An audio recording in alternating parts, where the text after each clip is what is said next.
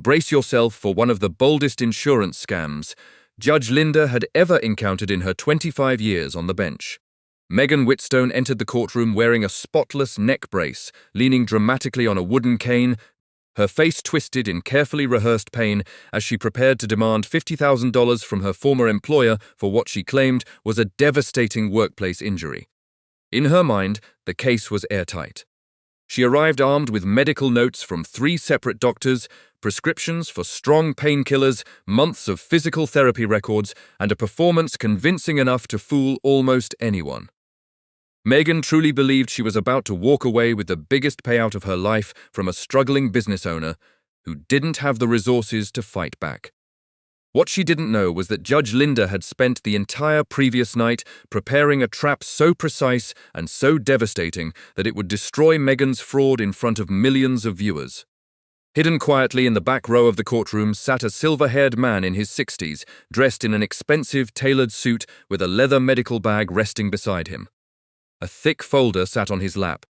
Judge Linda herself had personally invited him, though nobody in the room knew who he was or why he was there. When his identity was finally revealed, Megan's entire scheme would collapse within minutes. And this wasn't just some desperate lie told by a struggling woman. Megan had built an entire operation around insurance fraud. She had manipulated multiple doctors who had no knowledge of each other, collected forged records, staged social media content to support her fake injury, and crafted a web of deception so detailed that even her own attorney didn't fully understand the truth.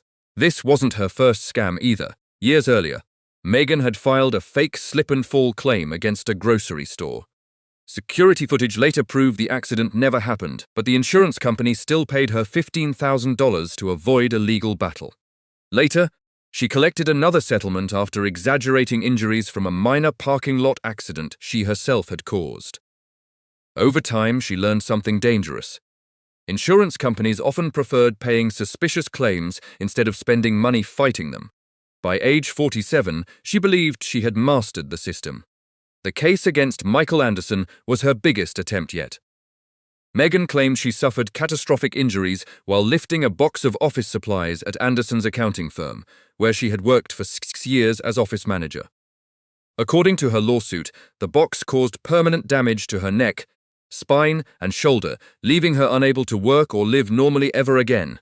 She demanded $50,000 for medical expenses, lost wages, future care, and emotional suffering. To support the lie, she spent months preparing every detail. She collected records from 3 doctors who each diagnosed different aspects of her supposed injuries.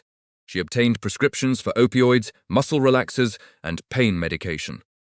She attended physical therapy appointments religiously for 8 straight months, and even filmed herself struggling with simple daily tasks like reaching for a cup or tying her shoes. She researched injury lawsuits online, studied medical terminology, and joined forums where scammers exchanged advice about manipulating the system. Megan walked into court absolutely convinced nobody could expose her. Meanwhile, Michael Anderson sat at the defense table looking completely exhausted. The lawsuit had nearly ruined him. The accounting firm he spent 35 years building was crumbling under the pressure of rising insurance costs and damaged reputation. His premiums had tripled. Long-time employees had quit because of the toxic environment created by the lawsuit. Bankruptcy was beginning to feel unavoidable. And the hardest part for him wasn't even the money. It was betrayal. Michael had trusted Megan for years. He had given her bonuses, raises, even invited her to family celebrations. Now she was trying to destroy everything he built. That Tuesday morning, the courtroom looked ordinary on the surface. Audience members settled into their seats expecting another routine case. Cameras were positioned normally. The bailiff stood near the bench, but there was one unusual detail. The unidentified silver-haired man remained seated quietly in the back row, watching Megan carefully with sharp, observant eyes. Then Megan entered. Her performance was almost theatrical. She limped dramatically through the doors, tapping her cane carefully against the floor while wincing in visible pain. Her neck brace looked spotless and brand new. Every movement seemed choreographed for sympathy. When she lowered herself into her chair, she moved with exaggerated slowness, letting out soft groans that echoed clearly through the microphones. Judge Linda watched every second silently. Her experienced eyes noticed everything. The neck brace showed no signs of long-term wear, despite Megan claiming to use it constantly for 8 months. The cane was positioned perfectly for the cameras. The timing of every painful expression felt rehearsed rather than genuine. Finally, Judge Linda began. "Miss Whitstone," she said calmly, "you claim you were seriously injured lifting a box at work. Explain exactly what happened."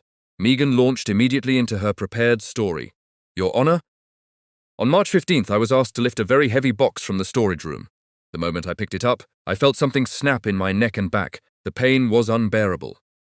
She paused dramatically, touching her neck brace with trembling fingers. "I've been suffering every day since then. Simple things like getting dressed or making dinner are almost impossible." Judge Linda raised an eyebrow slightly. "How heavy was the box exactly?" For the briefest moment, Megan hesitated. "At least 40 or 50 pounds, she answered quickly. "Far too heavy for someone my size." But Judge Linda already knew the truth. The box had been independently weighed. It was exactly 15 pounds. Security footage also showed Megan lifting identical boxes, both before and after the alleged injury, without any visible discomfort whatsoever. Still, Judge Linda revealed none of that yet. Instead, she allowed Megan to continue digging herself deeper. Megan proudly described the 3 doctors treating her injuries, speaking confidently about diagnoses, medications, and permanent damage. "All 3 confirmed my injury was caused at work," she insisted. "They agree I'll likely never return to normal employment." Judge Linda leaned back slowly. 3 doctors, she repeated carefully, "and each independently concluded this workplace incident caused permanent disability." "Yes, Your Honor," Megan replied immediately, without question. Then came the moment that changed everything. "Miss Whitstone," Judge Linda said, "please demonstrate your range of motion. Turn your head to the left as far as you comfortably can." Megan slowly moved her head barely an inch before freezing dramatically.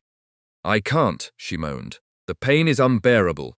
The courtroom fell silent. Judge Linda's expression shifted. The patience vanished from her face, replaced by something colder and sharper. "Before we continue," she said calmly, "I'd like to introduce someone observing this case today." She pointed toward the man seated in the back row. "This is Dr. Daniel Carter, Chief Orthopedic Specialist at St. Mary's Hospital and a nationally recognized expert in workplace injury fraud detection. He has spent the past week reviewing your medical records, surveillance footage, and physician reports." The color drained instantly from Megan's face. Her hand tightened nervously around the neck brace. "Your Honor," she stammered, "I don't understand why." "You will in a moment," Judge Linda interrupted firmly. Dr. Carter stood slowly and walked toward the center of the courtroom, carrying the thick folder. Then he opened it. "Miss Whitstone," he began calmly, "all 3 physicians you visited were unaware you were seeking treatment from the others. Each doctor was given different injury histories." Megan's breathing visibly quickened. Dr. Carter continued. "Dr. Harrison diagnosed temporary muscle strain.